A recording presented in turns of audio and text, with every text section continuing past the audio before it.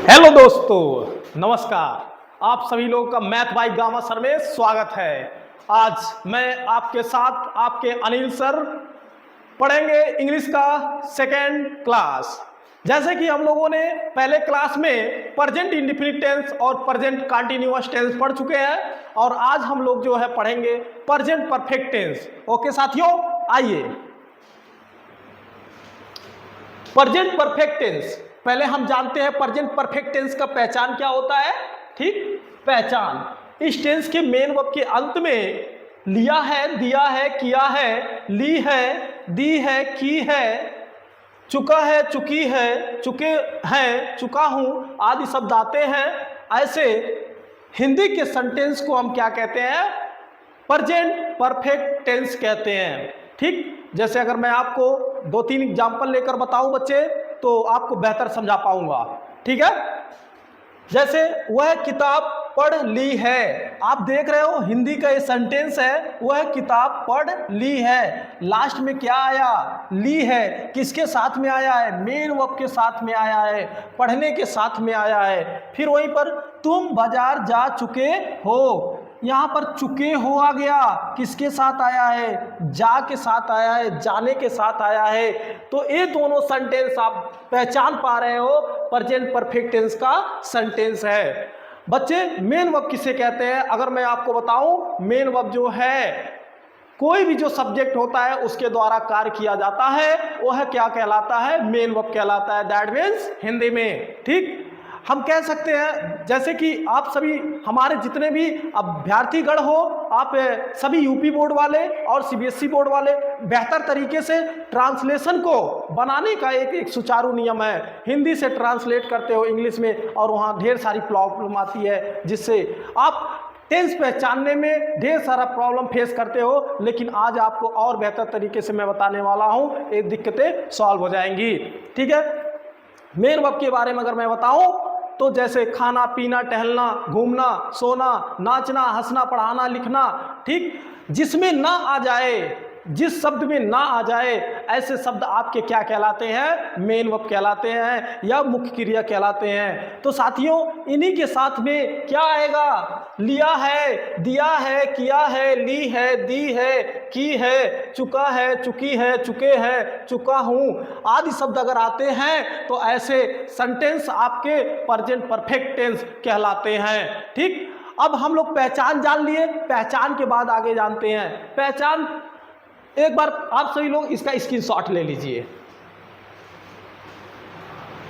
ठीक, ओके, अब आइए हम लोग इसके बारे में और नेक्स्ट पढ़ते हैं। ठीक ना, जैसे मैं सब्जी पका चुका हूं, मैं सब्जी पका चुका हूं। आप देख रहे हैं पकाना, पकाने के साथ में आया है चुका हूं। इस प्रकार से ये भी सेंटेंस क्या है?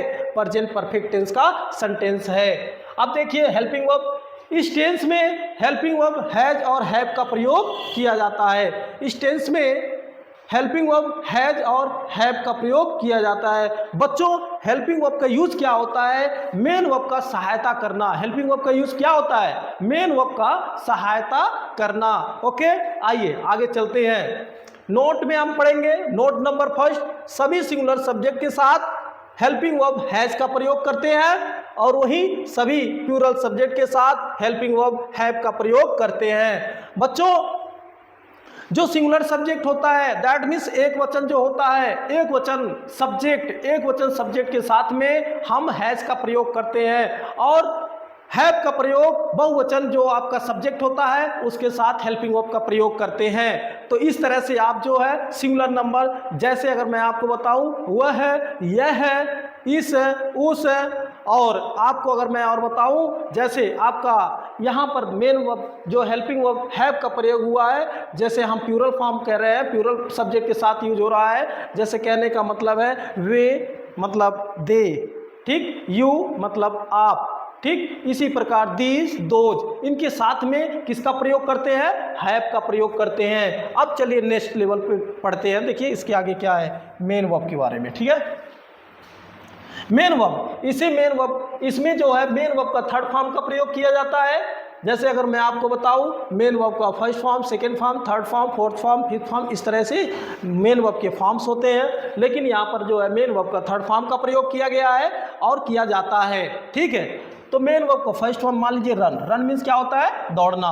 वहीं पर सेकंड फॉर्म RAN रन, ठीक, मीन्स दौड़ा। फिर वहीं पर थर्ड फॉर्म क्या है, RUN। उसी प्रकार रीड, रीड मीन्स पढ़ना, रीड रीड रीड, इसका जो है फर्स्ट सेकंड थर्ड तीनों फॉर्म सेम होता है। फिर वहीं पर राइट, राइट मीन्स लिखना, रोट, रिटेन थर्ड फॉर्म, ठीक है ना। गो, वेंट, गॉन, गो आपका फर्स्ट फॉर्म मेन वर्ब का, वहीं वेंट जो है गो का सेकंड फॉर्म है और गॉन जो है आपका थर्ड फॉर्म है। तो बच्चे इस तरह से आपके मेन वर्ब के फॉर्म होते हैं, ठीक है ना। अब आगे चलते हैं और समझते हैं बेहतर तरीके से रूल। ठीक, हम सेंटेंस को, हिंदी के सेंटेंस को हम इंग्लिश में कैसे ट्रांसलेट करते हैं। किसी भी काम को करने के लिए हमको रूल के अकॉर्डिंग चलना पड़ता है। अगर रूल से हम इधर उधर भटके तो जाहिर सी बात है कहीं न कहीं हमें धोखा तो मिलना तय है। इस प्रकार से बच्चे हम रूल समझेंगे, ठीक है ना। रूल में पहला अफर्मेटिव सेंटेंस के बारे में जानते हैं। आप सभी लोग जितने भी हमारे कैंपियरगंज के क्षेत्र के बच्चे हो, अभी तक आप लोग रूल में सभी टीचरों के माध्यम से पढ़ते आए हो, कर्ता, कर्म, कारक। तो अब बच्चे बंद कर दो यार, पुरानी अंग्रेजी कहाँ तक पढ़ोगे, पुराने लोगों से कहाँ तक पढ़ोगे। आओ हमसे जुड़ो और एक नया इंग्लिश का विस्तार करने का प्रयास करो और अपनी, यही नहीं आप पूरे भारत में झंडा लहराने का कार्य करोगे। इंग्लिश में, ग्रामर में सबसे बेस्ट आपके यहाँ मैथ बाई गामा के सर के यहाँ ही क्लास में दिया जा सकता है। पूरे मैं कैंपियरगंज की बात कर रहा हूँ और कहीं पर नहीं, ठीक है। आइए, ठीक, affirmative sentence, subject plus has है प्लस मेन वर्ब का third form plus object. Subject आप समझते हैं सभी लोग, जो सब्जेक्ट होता है उसके द्वारा क्या किया जाता है, कार्य किया जाता है, ठीक है। जो कार्य होता है वो आपका क्या होता है, मेन वर्ब होता है। उसके साथ में हेल्पिंग वर्ब का प्रयोग किया जाता है जो सहायता करता है किसका, मेन वर्ब का। इसमें मेन वर्ब का थर्ड फॉर्म प्लस ऑब्जेक्ट, ठीक है ना। फिर वहीं पर जो है negative sentence, subject plus has है plus not plus main verb का third form plus object. Interrogative sentence, has, have plus subject plus main verb का थर्ड फॉर्म प्लस ऑब्जेक्ट। वहीं पर WH फैमिली देख लीजिए, WH family plus has, have plus subject main verb का third form plus object. अब जो है negative and interrogative sentence भी देख लीजिए। निगेटिव एंड इंट्रोगेटिव सेंटेंस में क्या है, has, have plus subject plus not plus main verb का third form plus object question mark. WH family plus has, have plus subject plus not plus main verb का third form plus object. बच्चे सबसे बड़ी बात है, rule तो हम जान लेते हैं लेकिन सेंटेंस को इंट्रोगेटिव सेंटेंस में बनाने के लिए बहुत प्रॉब्लम आती है, ठीक। मैं आपको नोट के माध्यम से दो चीजें बताया हूं, ध्यान दीजिएगा आप सभी लोग। जब भी सेंटेंस क्या से शुरू होगा, जब भी सेंटेंस हिंदी वाला क्या से शुरू होगा तो उसका ट्रांसलेशन हमेशा हेल्पिंग वर्ब से बनाएंगे।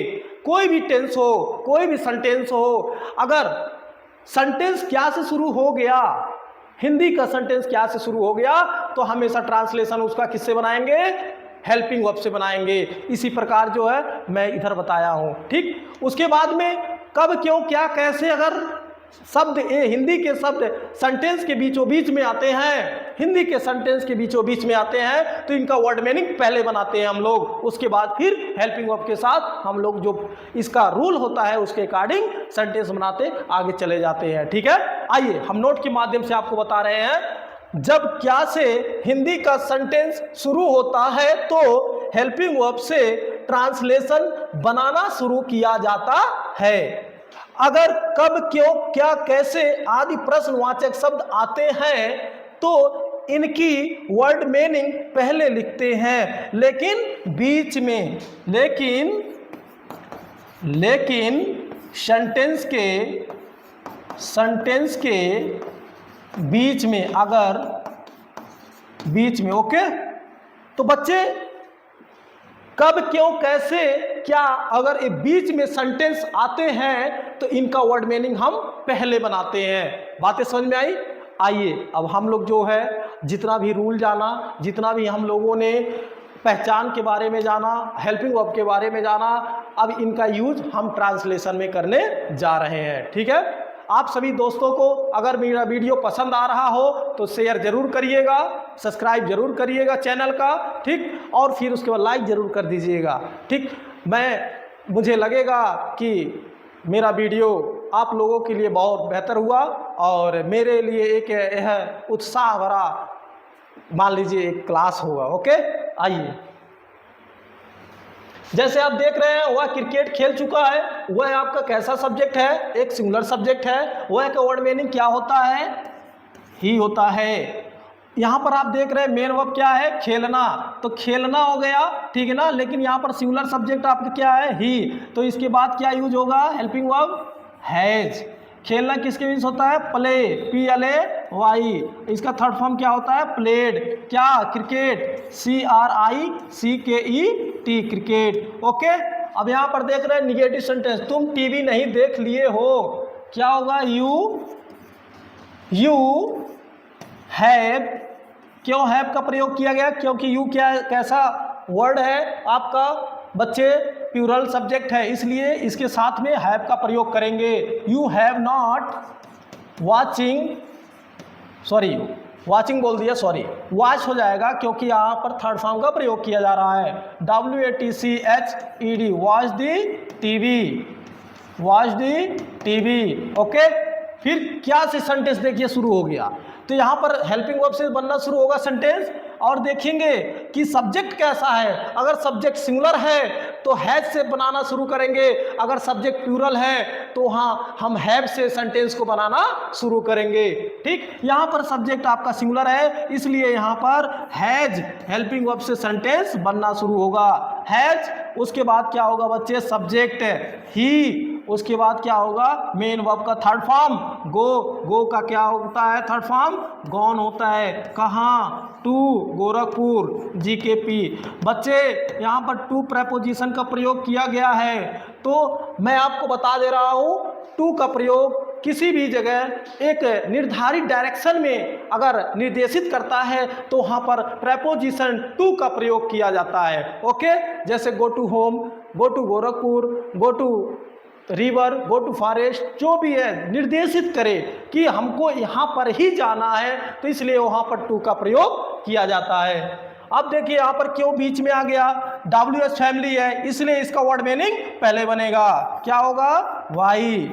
ठीक, वाई मीन्स क्या होता है, क्यों। उसके बाद में बच्चे हैज, क्यों, क्योंकि जो है राम एक सिंगुलर सब्जेक्ट है। उसके बाद राम, फिर उसके बाद नॉट, फिर मेन वर्ब का थर्ड फॉर्म क्या होता है, RUN, रन। ठीक बच्चे, सारी चीज़ें आपको अब बेहतर तरीके से समझ में आ ही गई होगी। हमें जहाँ तक लगता है प्रेजेंट परफेक्ट टेंस में कोई भी गतिविधियाँ अगर आपसे लड़ती है तो आप बड़े आराम से उसको मात दे देंगे। तो हमको जहाँ तक लगता है अब प्रेजेंट परफेक्ट टेंस में कोई प्रॉब्लम आपको नहीं आएगा। ठीक है, तो साथियों बस आज के लिए इतना ही, मिलेंगे नेक्स्ट लेक्चर लेके नेक्स्ट डे। धन्यवाद, थैंक यू।